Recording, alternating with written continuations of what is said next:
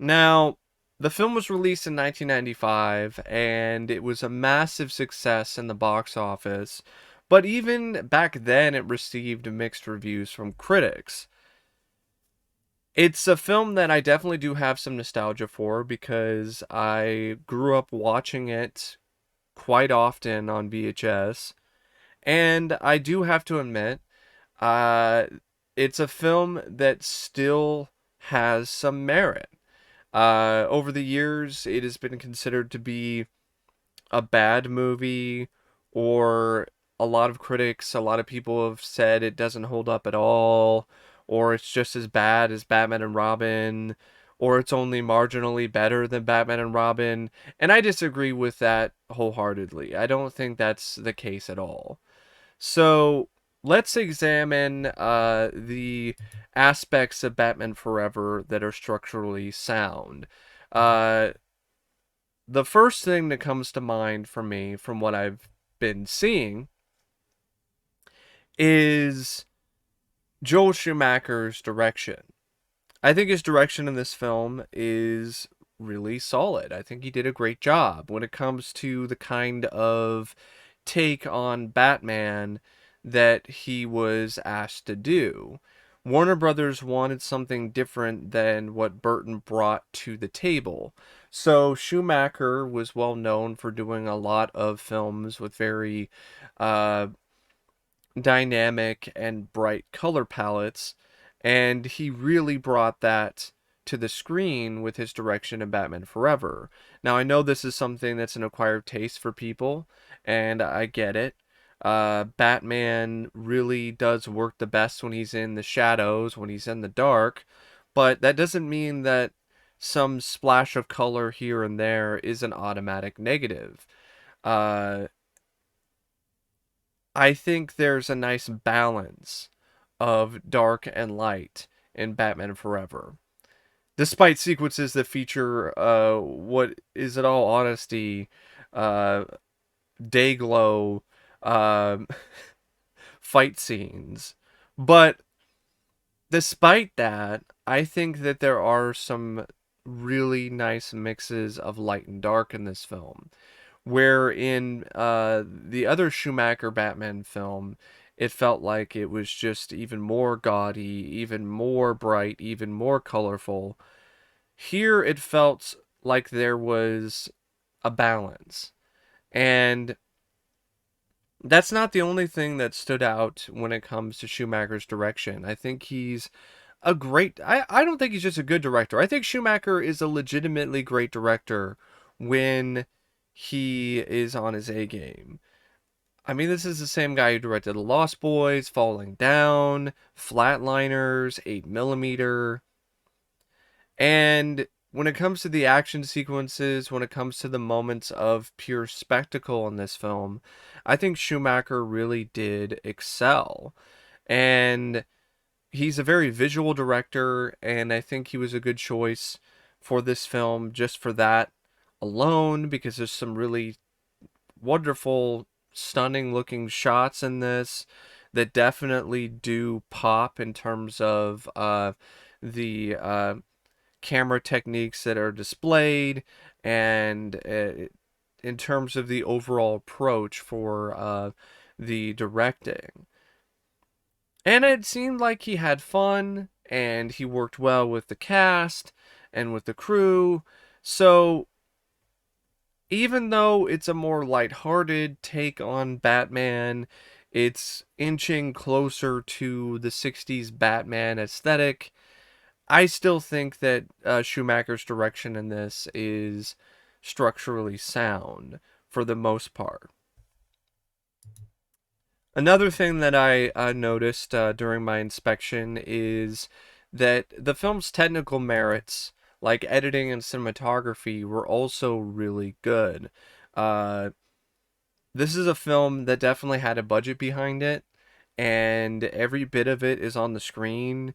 There's some really big, grand moments of visual effects and just pure gonzo craziness. I mean, there's a sequence in the film where the Batmobile drives up the side of a building. So there's quite a few moments in this movie that are genuinely jaw-dropping visually, and I think a big part of that has to do with the cinematography as well as some of the other technical aspects of the film. I think Stephen Goldblatt did a spectacular job with the cinematography of this film. This film looks fantastic. And it was also well edited by Dennis Verkler. So the film also featured some really nice production and art design. That's another thing that I took note of while inspecting this film.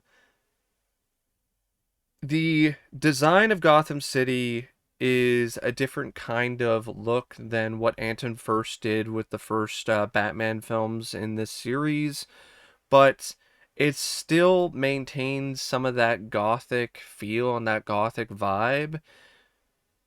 This is very evident during sequences that are taking place inside the city, or shots of certain landmarks in the film that are featured prominently. I think Gotham City, while it's a little bit more comic book, a little bit more over the top in terms of its design, it still has enough of a gritty feel to it that it doesn't seem like it's too far of a departure from the design of Gotham City from the first two films. Batman Forever really does feel, from a production and art design perspective, it really does feel like a film that is a balance of the two different aesthetics. So you have the aesthetic that Schumacher was looking for with this movie, mixed in with some elements of what you really came to love from Anton Furst's work in Batman and Batman Returns. I also feel the visual effects in this film are fantastic. For the most part, the design of the Batmobile and the Batwing and the Batboat and the Riddler's hideout, which is on this island with the giant trying to remember what the heck the giant box, because it's called the box, the machine that he uses to suck people's uh, brains. So it's one of those really eye-popping visuals, and I think some of the critics at the time criticized the visual effects, but I don't really see much to criticize. I think the visual effects are definitely a highlight with this film. For the time, I think the CGI was actually quite good. Another thing that I noticed was the performance by Val Kilmer as Bruce Wayne and Batman. I always felt that Val Kilmer did a good job playing Bruce Wayne and playing Batman in Batman Forever. He had a certain pathos on display with Bruce Wayne, and he was a physical presence as Batman, and you could tell that Val took this seriously, and he was really giving his all with this film. And I really did find his performance to be one of the better performances that I've seen when it comes to both of these personas of Batman. Because if you think about it, Bruce Wayne at this point is kind of a persona. It's not really who he is, because after he lost his parents and he started this life of being a vigilante hero, he started to become more and more Batman than anything else. So Batman in a lot of ways is really his true self, while Bruce Wayne is more of this act that he puts on for other people. And I feel that Val Kilmer did a really wonderful job finding that balance, finding the dynamic between those two personas. And I don't think he gets enough credit. I really don't. I think he really does anchor this film well, and it's one of his best performances. And a couple other things that I thought were structurally sound was the film's fight choreography and stunt work. I always felt this film had some really nice stunts, and the fight choreography is some of the best in the entire series. Honestly, some of the best I've seen in any Batman movie, because there's a lot of fluidity with the fights, and you could definitely see a lot of, I don't know if Asian is the right word, but you can definitely see a lot of influence from other martial arts films and techniques when it comes to the choreography in this film. Like, Batman is actually doing martial arts in Batman Forever, and it's not some punch drunk attempt at UFC fighting. It's not some instance where he can't really move that well because of the rigidity of the suit. In Batman Forever, this is the time where you see Batman doing flips in the air and doing jump kicks and just doing a lot of really impressive uh, moments of fight choreography, which just makes you want to see more of that kind of approach to fighting in other films in the franchise. And I definitely think that's something that a lot of people don't really take note of when it comes to this movie. Not nearly as much as I think they should, because it really does have some great fight choreography. And there's some really impressive stunt work. And the other thing that I want to mention is the score by Elliot Goldenthal. I've always felt that the score for this film was great. I've always liked this score. I think it's a spectacular score in its own right. It's a different kind of overall mood and uh, atmosphere than Elfman's work in Batman and Batman Returns, but it still works. It still has a lot of heroic notes. It still is a score that has the right amount of sinister mystery to it, as well as a lot of quirky elements. It's a very unique score, and I've always liked it. I think it really does raise the film to another level. And speaking of music, I want to mention the film's soundtrack. This film has some really great songs on it.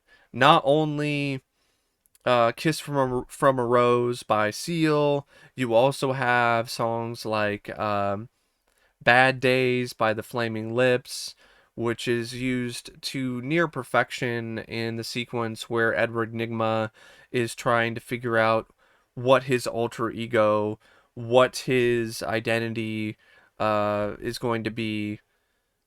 And there's other songs too that are just really quite strong. I mean, you have U2's Hold Me, Thrill Me, Kiss Me, Kill Me. You've got The Offspring doing a cover of a song called Smash It Up. So there's a lot of really nice selections, some choice cuts that were used for this film's soundtrack. Now, all of that being said, there are some things that I did run across during my inspection that I felt needed a little attention. Some elements of the movie that, if they aren't looked into, could really turn into a problem. And I think over the years they have become problematic as a result because there has not been enough attention paid to them. So the first thing that immediately comes to mind for me is Jim Carrey's performance as Edward Nygma and the Riddler. When I was young, I loved every minute of this performance. But as an adult, it really is something that is very conflicted. It's very conflicting. It's like it's one of those things where there are parts of this performance that I love and I think are honestly some of Jim Carrey's best work. But then there are other parts of this performance that are just levels of obnoxious that are just incredibly difficult to sit through. So that's why it's definitely something that needs attention. Uh, it's not a complete and total structural failing, but it's something that definitely does prevent the movie from having the most solid foundation that it possibly could. I think Jim Carrey should have been uh, toned down. I really do. The best aspects of this performance are when he's more unhinged, when he's more psychotic, when he's more uh, bubbling under the surface. For instance, during the scene when he's fired by his boss and he says, I don't think so. Or the whole sequence where he's brooding and just trying to figure out what his next step is going to be in terms of his plan to get revenge on Bruce Wayne. When he's being more of a serious, straightforward, psychotic, crazy person, that's honestly where the performance shines the most. When he's just tapping into his Ace Ventura shtick, that's where the performance falters. There are moments where it's fun. There are some moments where it actually does make me laugh. But there's a lot of stuff that is just too much. It's too cartoonish. It's too over the top. It's just too much. And I think that there should have been a better balance between the two kind of takes on the Riddler.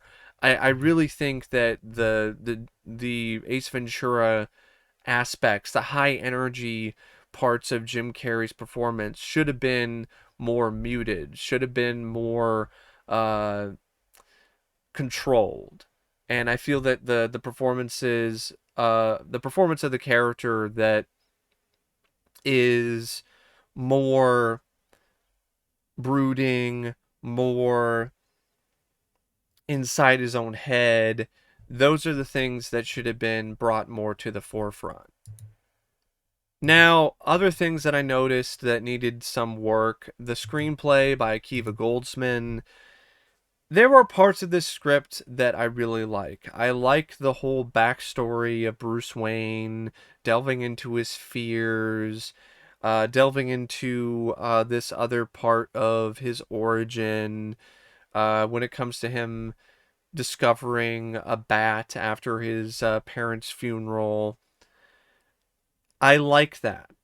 I like the moments where he's speaking to Robin, he's speaking to Dick Grayson, and he's telling him that uh, you can't just kill Two-Face.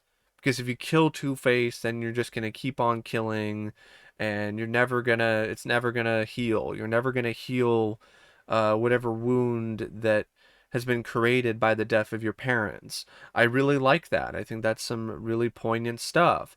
And I also like the origin of the Riddler. I've always really liked how that was set up for the most part.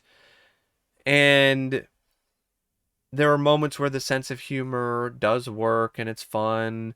There are moments where the over the top nature of the film is actually a lot of fun, like the Batmobile going up the side of a building, or the sequence where Robin steals the Batmobile and fights a bunch of thugs who are dressed in glow-in-the-dark paint. And it's a film that definitely does have a lot of intrigue when it comes to the script. I like the idea of Enigma Text, the box. I really do enjoy and find that aspect of the script quite intriguing. It's really twisted and dark, and I love that kind of stuff. It honestly seems like something that Tim Burton would have came up with. But I don't like how Two-Face is written for the most part. I don't think he was written that well. The writing for Dr. Chase Meridian is absolutely awful. She comes across as a hoe more than anything else, and I think that's really a disservice to Nicole Kidman and to this character. And I don't really like the insertion of Robin. There are some parts of it that I like I said, Bruce uh trying to teach him a lesson, and I like the overall setup for Robin, the whole sequence where his parents die at the circus. But I really think that really should have been it. He should have like ran away and then been out of the film for the rest of the movie. Save him for the next film. You did not need Robin. So having his origin initiated is fine. Starting things up for Robin to me is a good choice, but having him in the film in the climax was a mistake because it just wasn't handled well to begin with. I mean, you have him saying things like "Holy rusted metal, Batman." The metal, the island, it's full of holes. It's made out of metal. It was just unbelievably cringe, and he just winds up being a damsel in distress by the end of the movie anyway, that has to be rescued by Batman. So it's one of those things where you didn't really need him, so why did you have him there? So, yeah, the screenplay, it's not the worst ever, but it's definitely something that needs attention. And it didn't get attention at the time, so it's kind of one of the reasons why the foundation is starting to get a little shaky. Uh, I also didn't really care for the appearance of Burton Batman actors Michael Gough and Pat Hingle. I love those two actors, especially Michael Gough. He plays, in my opinion, the best cinematic Alfred for me, but they seemed so out of place here because they were cast specifically for Burton's vision of Batman. Having them in Schumacher's realm of Gotham City is just very jarring, and the characters aren't changed that much either, so it just doesn't really feel like a good fit. This would be like if the original actor who played Alfred in Batman, the TV series from the 60s, was Alfred in the 1989 film. Or Michael Caine's Alfred from the Dark Knight trilogy was Alfred in Batman versus Superman. Things just wouldn't really feel right. And I just don't think that was a good decision. I think they should have been both recast. As good of a job as they did for those characters, I think they should have been recast. And another thing that I took note of was the costume design. The costume design in Batman Forever, it's hit and miss. The nipples did not need to be there. I don't know why the fuck bat nipples was even a thing, but I digress. Uh, I don't want to be here all day talking about bat nipples. You have a hit with the first bat suit that you see that Val Kilmer wears, the all black one. I honestly think it's one of the more underrated bat suits in film. It's a souped up, more flexible, less rigid version of the iconic black bat suit from Batman and Batman Returns. I think it's a great looking suit. Uh, except for the bat nipples. But other than that, I think it's a really good looking suit. And I wish it was in the entire movie. Because then, when the Riddler blows up the Batcave, Batman has to wear this experimental sonar suit. And I like the idea of the sonar suit, but the design is very bland and very boring.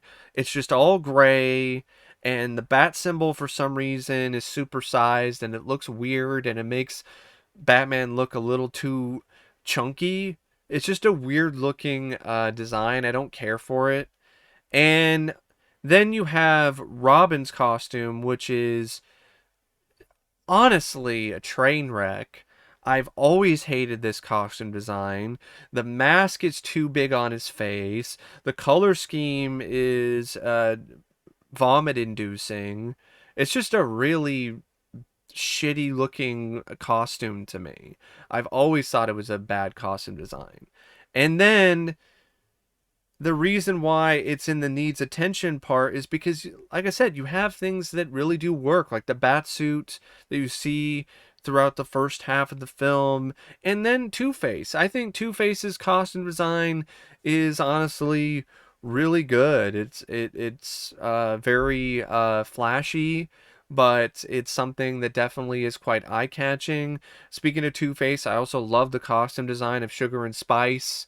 Uh, and the Riddler, when it comes to just his spandex suit with the cane and the hat, I think that's a really good looking design. But then the all white, sparkly suit that he wears in the finale with this really weird looking mask, that one I don't care for. So yeah, it really is the epitome of hit and miss when it comes to the costume design in the film. Now we get to the structural failings, the aspects of Batman Forever that just don't hold up. So the first thing that comes to mind for me is, sadly, Tommy Lee Jones as Two-Face. While the costume design is good and the makeup I don't mind, but I honestly do have a little bit of an issue with. I wish the makeup was closer to the design from the animated series, or something that you saw in the comics. Uh, but at the end of the day, the makeup I could deal with if the performance was better. This performance is one of Tommy Lee Jones's worst for me.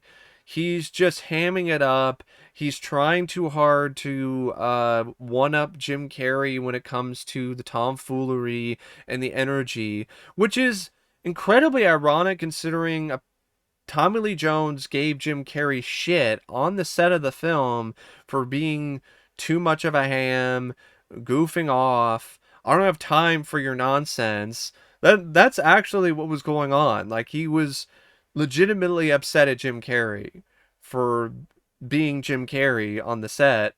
And here his performance is every bit as over the top and every bit as silly. So to me, that's pretty hypocritical of Tommy Lee Jones to criticize Jim Carrey for doing the same shit that he was doing the entire time. So, yeah, I don't care for this performance. It doesn't really have the right dynamic for Two-Face.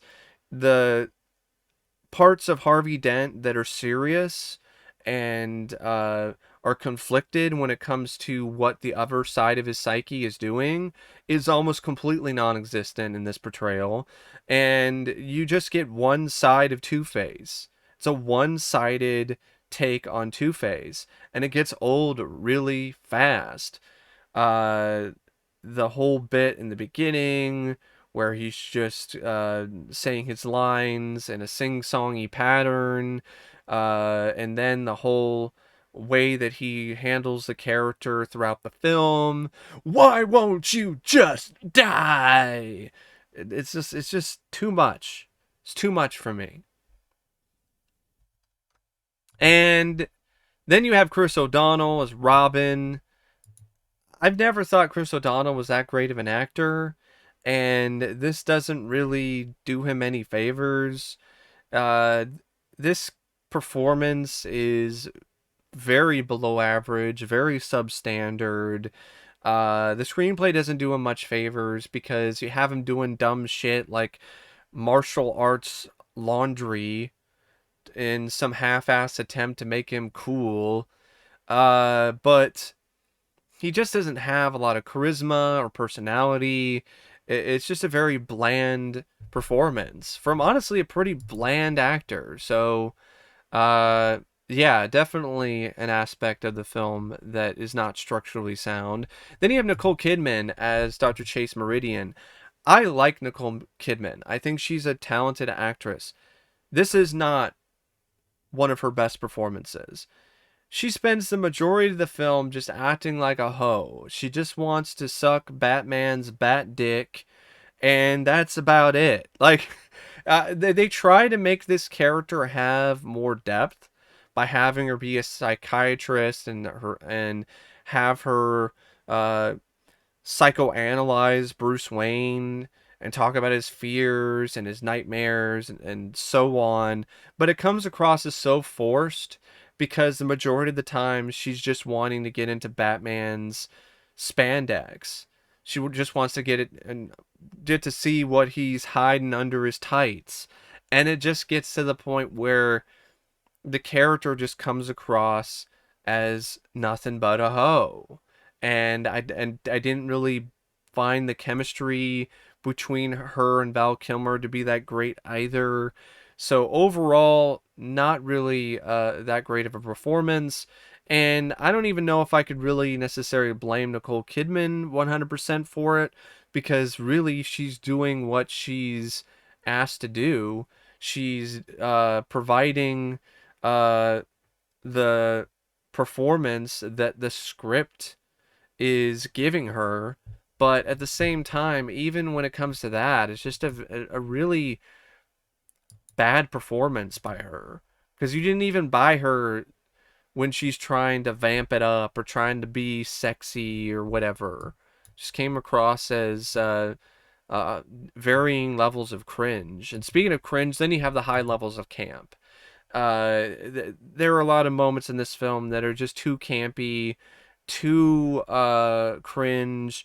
The opening sequence with the security guard who has the whiny voice, my hearing aid. Like I hated that fucking guy.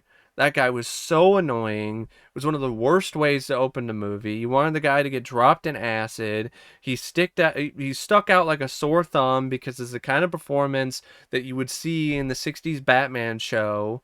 And there are a lot of other moments like that in the film that are just this really unhealthy level of camp. And there are moments where the camp works, like Jim Carrey doing his shtick and saying things like caffeine will kill ya. But then there's other moments where it just makes you shake your head and makes you uh, really not want to watch what's happening on the screen anymore. So it's not nearly as high of a level when it comes to the camp as Batman and Robin, because when Batman and Robin, that's just fatal, poisonous levels of camp. Here, it's still at a level that's too high. It's still unhealthy. And that's something that the film really didn't need that much of. A little bit is fine, it goes a long way. You didn't need that much.